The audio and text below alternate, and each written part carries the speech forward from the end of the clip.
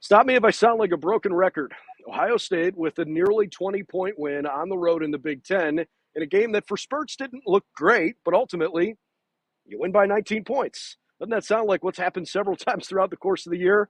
Welcome to our instant analysis show on Buckeye Breakdown, part of the BuckeyesNow family on the Sports Illustrated Media Group with Fan Nation. Hey, look, it was not a perfect game by any stretch, and yet there were some parts of this game, Anthony, that I thought were terrific. Travion Henderson at full strength for the second week in a row shows he is as dynamic a playmaker as anybody in the country, frankly. And one of the more important guys on this team, right? You know, like when today, and it felt like Kyle was just a touch off. And when Kyle's off, it makes it really hard for Marvin and Emeka to make big plays. And then the nice part about Travion is that when he's on, you can just hand that thing to him, and he's going crazy. He's playing really, really, really good football and kind of carrying this Ohio State team, these past couple weeks. I thought his 65-yard, catch and run is the kind of play that even though he doesn't score a touchdown, I can absolutely see one of the national draft coverage shows someday putting that on a highlight reel to showcase his explosiveness, his open field speed, his ability to make guys miss. That was a major highlight play. I know it didn't ultimately end up in a touchdown, but you want to talk about the kind of momentum swinging play where Rutgers thought like maybe they had Ohio State on their heels just a little bit, and Henderson flipped the field and ultimately, helped Ohio State score there on that drive in the second half. Yeah. Ross Tucker, the color analyst for the game, had a really good quote on that. He called him an angle breaker, not an ankle breaker, an angle breaker. Where the point is that when defenses are chasing a guy, you pick a spot on the sideline and you run to that to try to meet him at that spot. Well, the way you break those angles is having elite speed and explosiveness, and you could see him just take off and break the angles of those defenders, and it just was elite. It was like elite speed, and that's one of those things. When it's such a backbreaker for a defense, right? Like when you're going into a game like this, you're thinking, hey, I got to stop Marvin, I got to stop Emeka, I've got to stop the tight end room, and then after that, when you force them into a check down, they're checking it down to one of the best running backs in all of college football, and he can get a 65-yard gain out of a ball that traveled 2 yards in the air. So it's just like a backbreaker when you're on the defense and something like that happens. We'll talk Kyle McCord a bit more specifically in a separate video, but I think it's at least worth acknowledging some of his play in our general analysis here of the game. Completed his last 7 passes in a row to end last week against Wisconsin and started the game this week 11 of 11. So he breaks C.J. Stroud's record from a couple years ago with 18 consecutive completed passes. In the first half, only threw a couple of incompletions in total, 2 of which were dropped and one of which was a nice breakup and obviously threw an interception. And yet I feel like, especially if you went on Twitter at halftime and even post-game, man, you better have some thick skin because Kyle's taken a lot of flack, and I know he only threw for 189, and I know it was not a great game. It wasn't an elite game from Ohio State in the quarterback room, but he was plenty fine in my opinion. And that's all he needed to be. And you even think back to, like, he's hurt. So to go out, to grind through, his injury, to do enough to get the team in position to win, those are some of the big things. And I think we're, like, our fan base in specific is kind of stuck on the Rutgers are, meaning what it's meant in the past. Like, that's a good football team. That's a good team.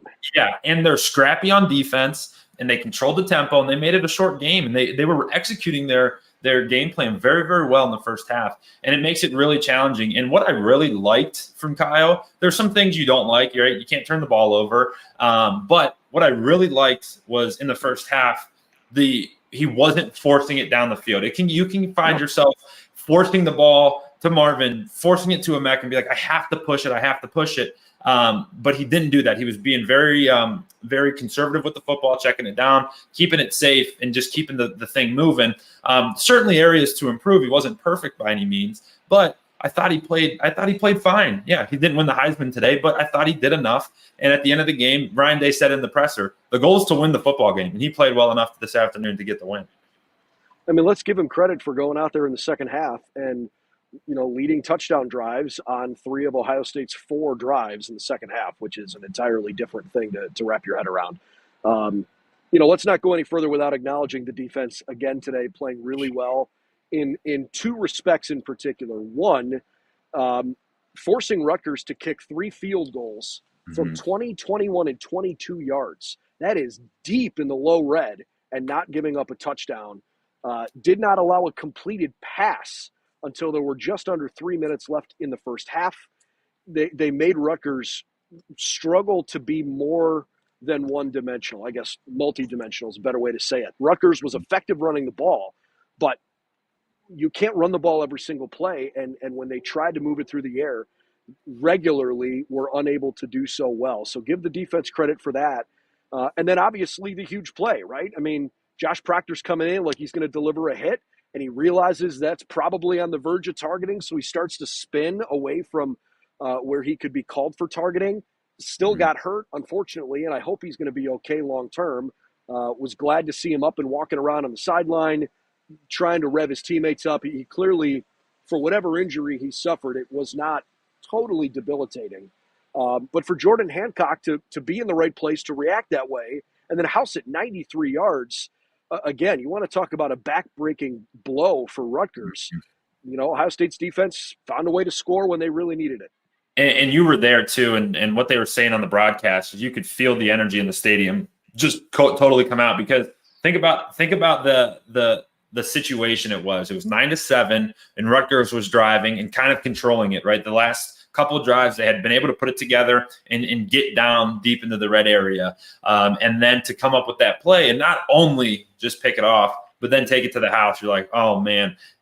For the way Rutgers was playing, they're like, there's no way they can kind of rebound from that and come back from it. To their credit, they stuck in it and still battled, but just a great play. And, you make that point about forcing Rutgers into all those field goals. That's so huge.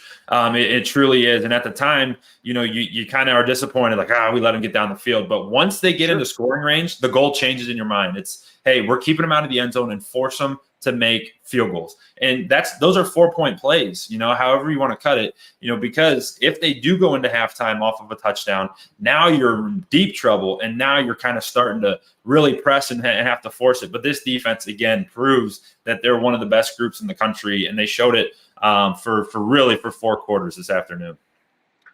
I was particularly impressed with Rutgers' cornerback play. Mohamed Toure, who had the interception, but also had a terrific physical game defensively. And number 10, Flip Dixon, excuse me. I love the way those guys played and hit with authority. And I think that's what has been missing from Rutgers in years past. They've started to turn the corner the last couple years. But there was a reason why this game had an 18.5-point spread. By the way, how good was that spread again? It's a couple weeks in a row, by the way, that's been the case. Yes. I think Rutgers is way better than people give them credit for. Everybody in this fan base tends to expect Ohio State to just boat race teams. And they've got a lot of talent, right? They're going to win pretty much every game they play. But this year has been fun, in my opinion, because it's been a little dramatic. It hasn't been cakewalk week after week after week. And the fact that the rest of the conference has gotten a little bit better, regardless of what you're seeing some of the people nationally say, I think the quality of the play in the Big Ten is pretty good this year. And Ohio State's got 2 more home games coming up before they've got to go on the road to Ann Arbor and try to make one count. Yeah, no, it is a good tip of the cap to the Rutgers defense. And one of the things that I was focused on, not that we had talked about it, but I just was kind of more curious, was their pass defense to this point has been incredibly elite. Rutgers, who I'm speaking of, and I was more interested to see, was it more of a factor of their opponent, or are they actually very good? I think they proved today that they're actually very good, and I think they're very well coached. Outside of that Trayanum play that we had already talked about, that 65-yarder, that was just bad tackling in my opinion. But like Carnell Tate, 2 catches, 31 yards. Emeka, 4 for 29. Marvin, 4 for 25. G. Scott, 3 for 24. Like those guys holding those guys to those numbers, it's not only one guy playing very well. I think they did, but they played really good team defense. And you can see it a bunch. Like, hey, Marvin was covered a lot down the field. Emeka covered a lot down the field. Carnell, a lot of these times they were getting into these deep into the zones and just being being covered up. Very impressed by them for sure. And, like you said, I think the rising tide lifts all boats. I think that the Big Ten is all of the teams are starting to kind of come up a little bit, and it's made for some fun weeks for us at least. It's not a 60-0 blowout every week. Gives you a game to watch and things to continue to get better at.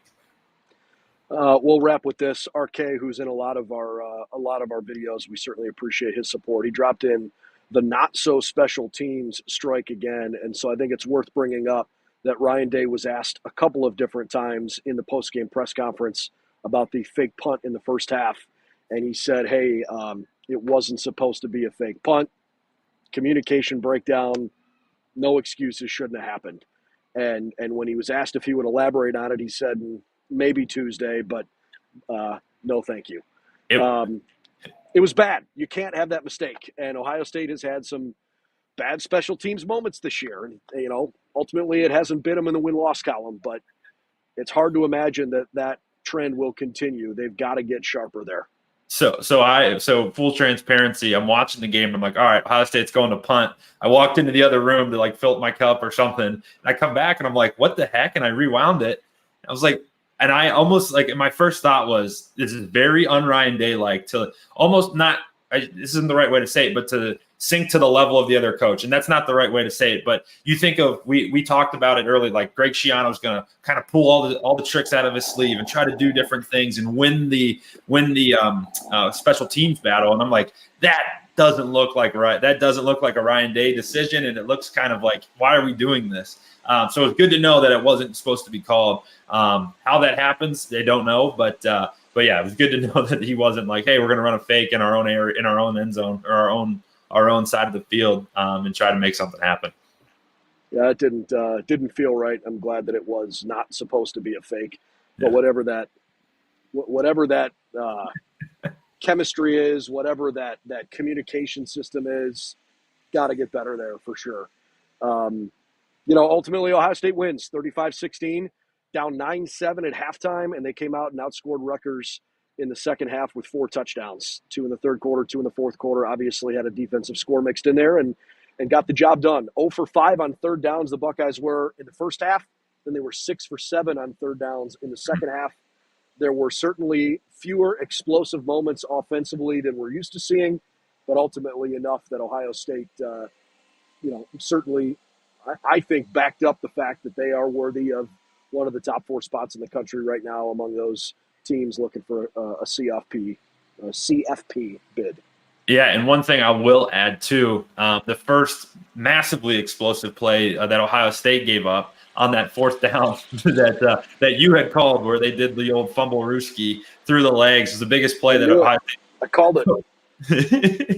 The biggest play Ohio State had given up all year, and it was just on a freaky little play there. So, hey, if you're having to dig into the trick plays to get explosives on you, you're doing the right thing. I mean, that's so Greg Schiano. Literally, it was almost obvious to me. But no, I'm sitting around with several other people in the press box, and they're lining up. They're like, "Oh, they're going to try to sneak it." I'm like, no, they're not.